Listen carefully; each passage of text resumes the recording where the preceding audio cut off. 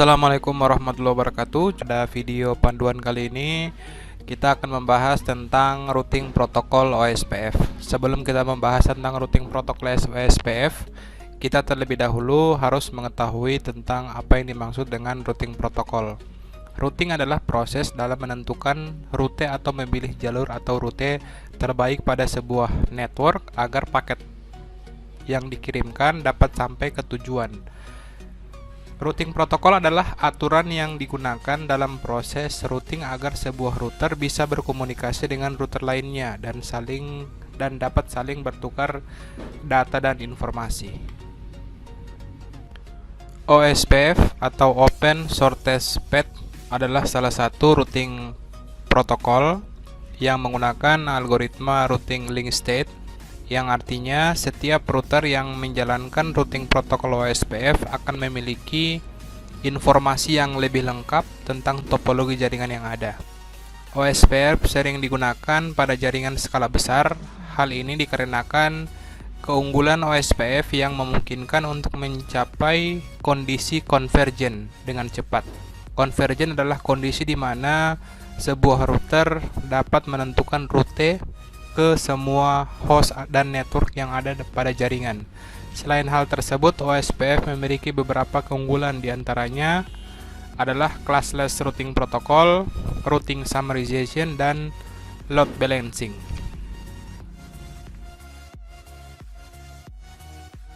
Adapun kelebihan dari OSPF yaitu memiliki beberapa kelebihan dibandingkan dengan beberapa routing protokol lainnya yang telah kita bahas pada channel saya.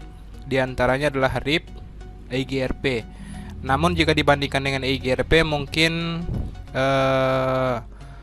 kita masih banyak yang belum tahu tentang apa yang membuat OSPF lebih baik dibandingkan routing protokol EIGRP. Yang pertama, multi-vendor OSPF dapat berjalan pada perangkat router apapun ya, dibandingkan dengan EIGRP hanya dapat berjalan pada perangkat router Cisco saja. Jumlah hop OSPF tidak terbatas, sedangkan EIGRP memiliki jumlah atau batasan hop atau loncatan sejumlah 255. Algoritma yang digunakan SPF sehingga tidak akan terjadi looping. OSPF menggunakan SPF algorithm, sedangkan EIGRP menggunakan dual algorithm. Dan kelebihan-kelebihan lainnya yang akan kita coba praktekkan pada video kali ini.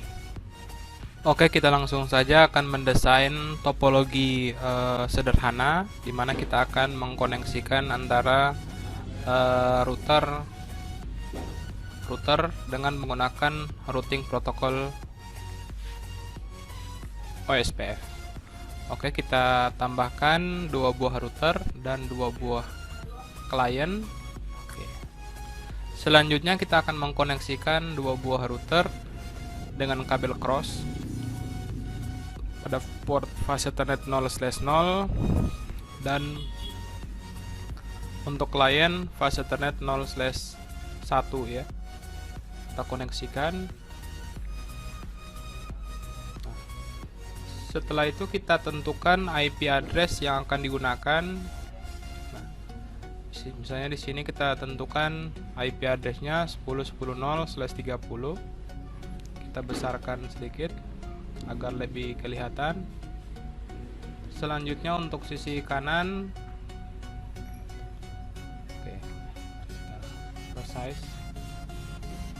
Oke.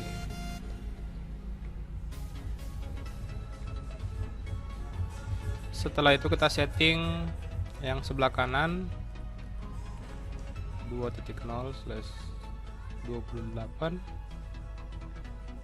dan 1.0/28.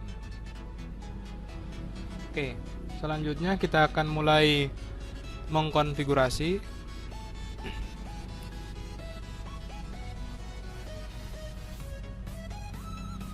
Kita mulai dari router 0. Kita konfigurasi dasar ya. No. Kita konfigurasi pertama, kita setting hostname-nya A. Selanjutnya kita konfigurasi pada interface yang menuju ke klien. Kita konfigurasi IP address-nya. Oke, kira-kira seperti ini formatnya. No shutdown. Oke, konfigurasi ke sisi klien sudah berhasil. Selanjutnya kita konfigurasi ke port fast Ethernet 0/0. Kita setting IP address-nya 10.10.1, subnet mask-nya 252, terus kita no shutdown. Nah, oke, konfigurasi pada router A sudah berhasil. Selanjutnya kita akan konfigurasi pada router B. Oke, kita mulai konfigurasinya pada router B. Oke, no fast Ethernet 0/0, no shutdown. Oke, kita setting IP address-nya 10.10.10.2. Oke, selanjutnya kita setting IP address ke FA0/1 di sisi klien. Terus kita setting IP address-nya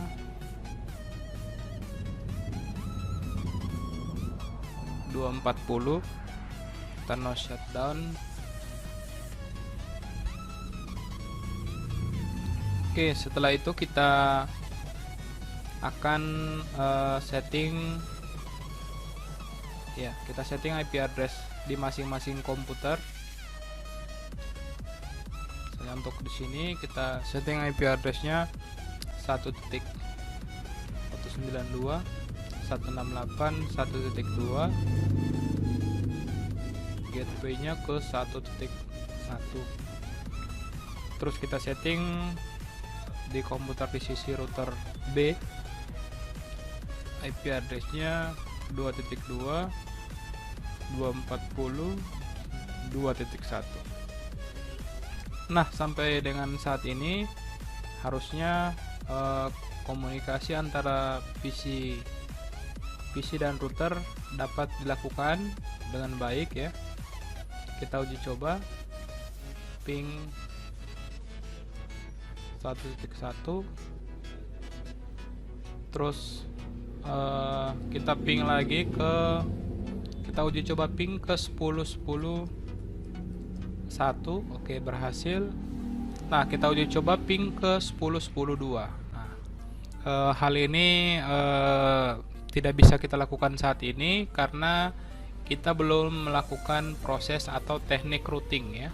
Jadi kita harus konfigurasi routing protokol, di mana kita akan menggunakan routing protokol OSPF ya.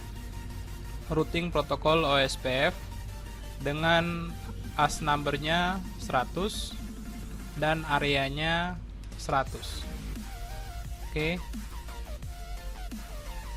Kita mulai pada router A. Ya, konfigurasinya sangat mudah ya. Hampir mirip dengan konfigurasi routing EIGRP dan RIP. Hanya saja pada routing EIGRP kita tidak menggunakan sistem area ya. Kita ketikkan router OSPF 100. Kita ketikkan network 192.168.1.0. Terus kita masukkan wildcard-nya ya. OSPF wildcard bits-nya. Karena menggunakan /28 jadi 255 dikurang dengan 240 hasilnya 15. Jangan lupa menginputkan area ya. Areanya ya seperti ini. Setelah itu kita konfigurasi untuk network pada antara router ya. Area 100. Oke. Konfigurasinya sudah berhasil, namun belum ada respon apa-apa.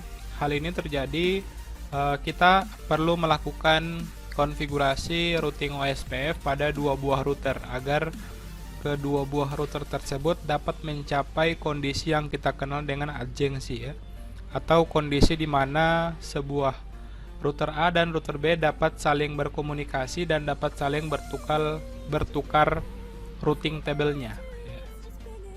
Oke, kita mulai konfigurasinya. Router OSPF 100, network 10.10.10.0.0.0.03, areanya 100, network 2.0 ya.